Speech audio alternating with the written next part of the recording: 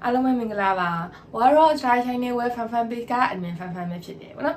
်ဒီနေ့ဝမျှဝေပေးခြင်းတဲ့အကြောင်းအရာလေးရကြတော့ဗောနော်ဒီဥစ္စာကိုစပြီးတော့လေ့လာသင်ယူနေတဲ့ဒီဖြင်းရင်းနဲ့စထိတွေ့နေတဲ့အကြောင်းသားတွေဗောနော်ဒီဥစ္စာစလေ့လာတဲ့အခါမှာနည်းနည်းအခက်တွေ့တတ်တယ်ဗောနော်လေ့ကျင့်ရခက်တဲ့ဒီဘီးလေးခုနှစ်လုံးကိုဘယ်လိုလေ့ကျင့်ပြီးတော့မြန်မြန်အသားကျနိုင်မလဲဗောနော်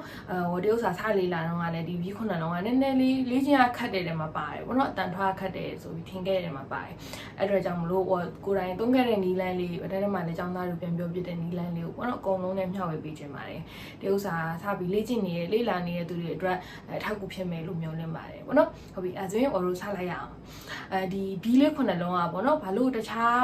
ဒီဥစ္စာမှာရှိတဲ့တခြားဘီးတွေထဲဘာလို့ပို့ပြီးအတန်ထွားနေခန့်နေလဲဆိုတော့တခြားဘီးတွေဖြစ်တယ်ပေါ့နော်ဘာလို့စချင်းတင်ခဲ့တဲ့ပေါ်တို့ဖော်တို့မော်တို့ကကြတော့မြန်မာသားတွေမှာလုံးဝထက်တူနီးပါးရှိရဲ့တက်တူနီးပါးကြားတဲ့အတန်ရှိအတန်တွေရှိရဲ့ပေါ့နော်အဲ့တော့ကြောင့်မလို့ဘာလို့ထွက်ထွားတာအရင်မခက်ခဲဘူးသူ့ရဲ့အတန်ထွက်စနစ်ကပေါ့နော်ဒီအတန်နေထားသွားနေထားရှာနေထားရေးထားတာကအရင်မခက်ခဲဘူးပေါ့နော်အဲ့တော့ကြောင့်တို့အနေနဲ့ဒါပို့ပြီးတော့လွင်နေခဲ့တယ်ပေါ့နော်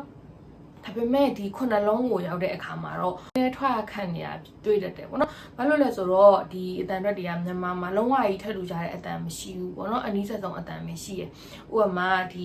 နှစ်ခုပေါ့ဒီနှစ်ခုဆိုမြန်မာလိုအနည်းဆက်ဆုံးရေးမယ်ဆိုလို့ရှိရင်ကြစ်ဆိုပြီးတော့ဖြစ်နေရပေါ့နော်ဒါပေမဲ့ तू ကကြစ်ကကြအနည်းဆက်ဆုံးရေးထားတဲ့အတန်ပေါ့လုံးဝကြီးထက်လူကြနေတာလည်းမဟုတ်ဘူးပေါ့နော်အဲ့အတွက်ကြောင့်မလို့သူ့ရဲ့အတန်တွေပြပြသားသားနဲ့ထွက်ချင်တယ်တရုတ်ရဲ့အတန်တွေပြပြသားသားနဲ့ထွက်ချင်တယ်ဆိုလို့ရှိရင်တို့သွားနေတာပါဇက်အနေထားတွေကိုတတိထားပြီးတော့ထွက်မှရမယ်ပေါ့နော်အဲဆိုရင်ဥပမာဒီနှစ်ခုကိုတို့ဒီမြန်မာလိုအနည်းဆုံးရေးရဲဆိုရင်ကြစ်ဆိုပြီးဖြစ်နေတာဒါပေမဲ့ဒီဟာလေးကကြတော့ဇစ်လို့ထွားတာဖြစ်ပြီးတော့ဒီတစ်ခုကကြတော့ကြစ်ဆိုပြီးထွားတာဖြစ်တယ်ပေါ့နော်အဲ့ဒါကြောင့်နားထောင်ကြည့်လိုက်ရင်အတန်တစ်ခုကလုံးဝကြီးချွတ်ဆွတ်တူနေတာမဟုတ်ဘူးပေါ့နော်အကြောင်းမြန်မာနဲ့ရေးရဆိုလို့ရှိရင်အနည်းဆုံးအတန်ပဲရေးလို့ရတယ်သူ့ရဲ့လုံးဝအတန်တွေအတီးကြအောင်လို့ချင်တော့ဟိုတို့ပါဇက်အနေထားသွားအနေထားတို့တတိထားပြီးထွားမှလေ့ကျင့်မှရမယ်ပေါ့နော်အကြောင်းဒီဆရာတွေကဒီဆရာတရုတ်ဆရာတွေတော်တော်များများပေါ့နော်မြန်မာအတန်တွဲနဲ့ရေးတာကိုတိတ်ပြီးအားမပေးတာပေါ့နော်မြန်မာလူကကြတော့နီးစပ်တာပဲရေးလို့ရမယ်ဘာလို့လဲဆိုတော့ဘာသာစကားနှစ်ခုကအတန်တွဲတွေအကုန်လုံးကလုံးဝထက်တူကြပြီအကုန်လုံးရှိညာမဟုတ်ဘူးပေါ့နော်တချို့အတန်တွဲတွေဆိုရင်ဒီဘာသာစကားမှာရှိရဲဟိုဘက်ဘာသာစကားမှာတော့မရှိဘူးပေါ့နော်အဲ့လိုမျိုးဖြစ်တယ်အဲ့ဆိုလို့ရှိရင်တို့ဒီဟာကိုဒီမြန်မာမှာပေါ့နော်ထက်တူကြနေတဲ့အတန်မရှိရဲဒီခုနှလုံးပေါ့နော်တို့ဘယ်လိုလေ့ကျင့်ကြမလဲအဲဆိုရင်သုံးခဲ့တဲ့နီလန်လေးကကြတော့မြန်မာမှာအနည်းဆက်ဆုံးရှိတဲ့အတန်နဲ့စပြီးတော့လေ့ကျင့်တယ်ပေါ့နော်။ဥမာဒီသုံးလုံးပေါ့နော်။zh ch s ဒီသုံးလုံးကိုလေ့ကျင့်တဲ့အခါမှာဆိုလို့ရှိရင်အရင်ဆုံးတို့ဘယ်ဟာကိုလေ့ကျင့်လို့ရလဲဆိုတော့ဒီနောက်ဆုံးကပေါ့နော်။zhလေးကိုစပြီးလေ့ကျင့်လို့ရတယ်။zhကကြတော့မြန်မာမှာစစ်မှန်တယ်တို့ဘာလို့ပေါ့နော်။အဲ့လိုမျိုးအတန်နီးစက်တာရှိတယ်။တော်တော်နီးစက်တာရှိတယ်ပေါ့နော်။အဲဆိုအဲ့အတန်ကိုစပြီးတော့တို့ထွက်ကြည့်မယ်ပေါ့နော်။ s သူထွက်တဲ့အခါမှာထားရတယ်သွားနေထားရှာနေထားကိုလည်းဒီမှာပုံလေးထည့်ထားပေးမယ်ပေါ့နော်ပုံလေးတစ်ချက်ကြည့်ပေါ့နော်ပြီးတော့ဒီကိုထွက်ကြည့်တဲ့စစ်ကိုလည်းစစ်ကိုထွက်တဲ့အခါထားတယ်သွားနေထားရှာနေထားကိုလည်းတစ်ချက်တတိထားကြည့်လိုက်ပေါ့နော်တတိထားကြည့်လို့ရှိရင်တွေ့ရမှာကစစ်ထွက်တဲ့အခါမှာဒီအပေါ်သွားနဲ့ပေါ့နော်ဒီတဖုံးနဲ့ဒီဒါတဖုံးပေါ့ဒီလိုအပေါ်သွားတဲ့တဖုံးနဲ့ဒီနှစ်ခုဆက်တဲ့နာလေးကိုရှာလေးကထိပြီးတော့ထွက်တာကိုတွေ့ရလိမ့်မယ်ပေါ့နော်စစ်အတန်ကကြတော့မြန်မာတော့စစ်မှန်တယ်လို့ဘာလို့ထွက်တော့တဲ့အတန်နည်းနည်းပို့ပြီးတော့အဲ့စစ်ထပ်ပို့အတန်နည်းနည်းပို့ပြင်းမလို့တယ်ပေါ့နော်စစ်နော်အဲ့ဒါကိုစစ်ကိုထွက်ကြည့်ပြီးတော့တို့သွားနေထားရှာနေထားသဘောတရားတွေကိုနားလည်သွားပြီဆိုလို့ရှိရင်တို့ဒီရှေ့ရနဲ့စနဲ့စစ်နဲ့ကိုတို့စပြီးတော့ထွက်ကြည့်ကြမယ်ပေါ့နော်ပထမဆုံးအနေနဲ့ဒီစလုံးလေးပေါ့ဇကိုထွက်တဲ့အခါတို့ခုနကဒီစစ်ကိုထွက်တော့ကသွားနေထားရှာနေထားတိုင်းပဲစစ်ကိုထွက်မယ်ပေါ့နော်မြန်မာလူဆိုရင်တော့ကအတန်ကိုအခြေခံထားဖြစ်တယ်အဲဆိုတော့တို့ဘယ်လိုထွက်မလဲဆိုတော့စစ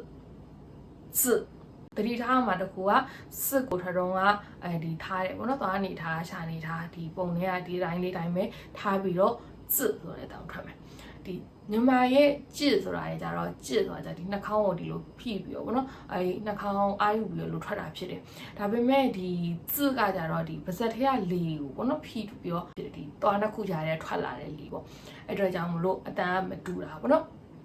်ဆိုတော့တို့ပြန်ပြီးတော့ထွက်ကြည့်အောင်ဇဒီသွားကြားထဲကနေလေထွက်လာတာကိုတတိထားမိလိမ့်မယ်ဗောနော် ဟုတ်ပြီအဲဆိုရင်ဒီ字ကိုရသွားပြီဆိုရင်我တို့ဒုတိယစလုံးဖြစ်တဲ့ချစ်ကိုစပြီးထွက်ကြည့်အောင်ချစ်ကကြတော့မြန်မာလိုရေးအနည်းဆက်ဆုံးအတန်ဆိုရင်ချစ်ဆိုတဲ့အတန်ရှိတယ်ဒါပေမဲ့သွားနေတာချာနေတာပေါ့နော်ဒီသွားထားတဲ့ဟာတွေမတူအတန်တော့ကချုပ်ဆွတူညာမဟုတ်ဘူးပေါ့နော်အဲဆိုတော့ခုနဒီချစ်ကို我တို့စစ်တို့字တော့ထွက်တော့ကသွားနေတာချာနေတာလေးတိုင်းပဲထွက်မယ်ပေါ့နော်ချနော်ဒီတာက字နဲ့စစ်တော့ကတဲ့ချစ်ကပို့ပြီးတော့အားဖိရတယ်ပေါ့နော်လေကပို့ပြီးပြင်းတယ်ဒီပုံလေးမှာဆိုတဲ့ချက်ကြည့်ကြည့်ပေါ့ဒီစလေးချင်းလို့ရှိရင်စစ်ကနေစလေးချင်းကြည့်ပေါ့နော်ပြီးတော့မှဒီ字ချစ်အဲ့လိုလေးချင်းကြည့်လို့ရပါတယ်ပေါ့နော်နောက်ကဂျန်နယ်လေးလုံးဆက်သွားလိုက်အောင်ဒီခါကျရင်လည်း我တို့နောက်ဆုံးက rip ကနေစပြီးလေ့ကျင့်မယ်ပေါ့နော်ဘာလို့လဲဆိုတော့ rip ကကြတော့မြန်မာမှာလုံးဝထပ်တူကြတဲ့အတန်ရှိနေတယ်ဆိုတာတော့မဟုတ်ဘူးပေါ့နော်ဒါပေမဲ့我တို့အင်္ဂလိပ်စာငငယ်တဲ့အတန်လာကြဆိုတော့လေအင်္ဂလိပ်ထဲမှာ Richard တို့ပါတော့အဲ့လိုအတန်တော့တွေနဲ့ရင်းနှီးနေပြီပေါ့နော် rip အတန်ကိုရင်းနှီးနေပြီအဲကြတော့အဲ့ rip ကိုစပြီးထွက်ကြည့်လို့ရတယ်ပေါ့နော်ဆိုရင်我တို့စပြီးထွက်ကြည့်အောင် rip အဲ့ဆိုရင်တတိထားကြည့်လိုက်ပေါ့နော်ဒီ rip ကိုထွက်တဲ့အခါမှာခုနတော့ကဒီ字တို့ချစ်တို့ကထွက်တော့ကကြတော့ဒီသွားအပေါ်သွားနဲ့ဒီတဖုံးနဲ့ပေါ့နော်ဒီလိုမျိုးဒီနှစ်ခုဆက်တဲ့နားလေးကိုရှားအဲ့လိုထိပြီးထွက်တာဒါပေမဲ့ rip ကိုထွက်တဲ့အခါမှာရှားအဲ့နေရာကိုပိုကြော်ပြီးကိုယ်လေးထားပြီးတော့ထွက်တာပေါ့နော် rip ရှားဒီလိုပြန်ပြတ်မသွားဘူးเนาะအဲ့လိုရှားကိုယ်လေးထားပြီးထွက်တယ်အာကောင်အလဲထိလည်းမရဘူးပေါ့နော်ဒီလိုခုနနေရာထဲနည်းနည်းလေးကြော်ပြီးရှားလေးကကိုင်းနေတယ်အဲကိုင်းရလေးအတိုင်းပဲအဲ့လိုထားပြီးတော့ထွက်တယ်ပေါ့နော်ဒီရှားလေးကကိုင်းနေတာဖြစ်တဲ့အတွက်အတန်လေးတန်ထွက်လာတဲ့အခါမှာအတန်နည်းနည်းပိတ်ကလေးဖြစ်နေတာပေါ့နော် rip အဲ့လိုအတန်ဖြစ်နေတာပေါ့နော်အဲဆိုရင် rip ကိုထွက်ကြည့်ပြီးအသားကျသွားပြီဆိုလို့ရှိရင်တို့ကျန်တဲ့စလုံးလေးကိုထွက်ကြည့်အောင်ပေါ့နော်ပထမအောင်စလုံးလေးကကြတော့ဒီဟာလေးပေါ့ဒီစား H လေးပေါ့နော်အဲ့ဒါလေးကိုထွက်ကြည့်အောင်ထွက်မယ်ဆိုလို့ရှိရင်ခုန rip ကိုထွက်တော့ကဒီရှာလေးကိုပြီးထွက်တဲ့အနေထားလေးတိုင်းပဲဟိုတို့ထွက်ကြည့်မယ်ပေါ့နော်智ဟုတ်နော်အဲဆိုရင်ခုနတော့ကအတိုင်းပဲရှာလေးကကိုင်းနေတာဖြစ်တဲ့အဲ့တော့ကြောင့်အသားထွက်လာတဲ့ကပိတ်ကြီးလေးဖြစ်နေသူကခုနဒီက字နဲ့ဒီ智နဲ့မြန်မာလိုနီးစပ်တဲ့အတန်ရင်းပဲဆိုရင်အခုစလုံးကကြစ်ဆိုဖြစ်နေရပေါ့နော်ဒါပေမဲ့သူကဗဇက်နေထားသွားနေထားကွာတာဖြစ်တဲ့အတွက်အတန်ကမတူဘူးเนาะတစ်ချက်တည်းထားကြည့်မယ်智ဒီတိုင်းလေးပေါ့နော်智ရှာလေးကကိုယ်လေးထားပြီးထွက်မယ်အတန်ကဒီလိုပိတ်ကြီးလေးထွက်လာတယ်ပေါ့နော်အဲဆိုရင်智ကိုရသွားပြီဆိုရင်ချစ်ကိုစပြီးထွက်ကြအောင် ch ကိုပေါ့နော် rip တို့智တို့ထွက်တဲ့သွားနေထားရှာနေထားလေးနဲ့ဒီချစ်ကိုထွက်မယ်ပေါ့နော်ချစ်ကခါတန်ကိုအခြေခံတယ်ခုနကလိုပဲပေါ့နော်စတော့လိုပဲခါတန်ကိုအခြေခံတယ်လေကပို့ပြီးတော့အားဖိပြီးတော့ပေါ့နော်အားပြင်းနဲ့ထွက်ဖို့လိုတယ်ချစ်ဒီချစ်ကိုရသွားပြီဆိုလို့ရှိရင်တို့နောက်က sh လေးပေါ့နော်နောက်ဆုံးကျန်တဲ့ဟာလေးကိုထွက်ကြည့်အောင်ဒီတန်ကမြန်မာလိုအနည်းဆက်ဆုံးရေးမယ်ဆိုလို့ရှိရင်တော့ဒီ shit ဆိုတဲ့အတန်နဲ့တူတယ်ပေါ့နော်ဒါပေမဲ့ဒီတရုတ်ရဲ့ sh ကကြတော့ခုန rip တို့ဘာလို့ထွက်တော့ကလို့ရှာကိုကွေးပြီးတော့ထွက်တာဖြစ်တဲ့အတွက်အတန်ကခုနလိုနည်းနည်းပိတ်ကလေးထွက်တယ်ပေါ့နော်ဟိုတို့အဲ့ဆိုတူထွက်ကြည့်အောင်ရှစ်နော်အဲ့ဆိုရင်ဒီခုနလုံးကိုအစားကနေပြန်ပြီးထွက်ပြရမယ်ဆိုရင်字次四智赤是日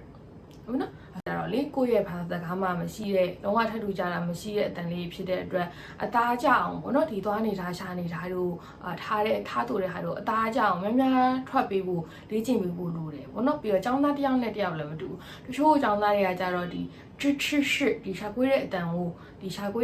ပေါ့နော်မြန်ရသွားတတ်ပေမဲ့တချို့ចောင်းသားတွေနည်းနည်းခက်တတ်တယ်ပေါ့နော်ဟိုမှာလို့လဲဆိုတော့ကိုယ့်ရဲ့ဒီပုံမှန်စကားပြောတဲ့ပေါ့နော်လေယူလေသိန်းကွာထားတဲ့ဟာနဲ့နည်းနည်းဆိုင်တယ်ပေါ့နော်အဲ့ဒါကြောင့်မလို့ကိုမရတဲ့စလုံးကိုများလေ့ကျင့်ထွက်ကြည့်ပြီပေါ့နော်အဲ့ဆိုရင်မြန်အသားကျပြီးတော့ထွက်တာပို့လွယ်လာလိမ့်မယ်ပေါ့နော်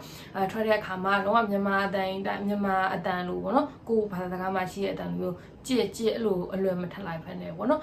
တတိထားပြီးတော့字智အဲ့လိုလေးထွက်ပြီးတော့ထွက်တဲ့အခါတိုင်းပေါ့နော်အဲ့လိုတတိထားပြီးထွက်ပြီးမယ်ဆိုရင်နောက်ပိုင်းကျလို့ရှိရင်လွယ်ကူနဲ့အသားကျပြီးထွက်နိုင်မှာဖြစ်တယ်ပေါ့နော်အကုန်လုံးအတွက်လည်းထောက်ကူဖြစ်မယ်ထင်ပါတယ်အဲ့ဆိုရင်နောက်မှတွေ့ပါမယ်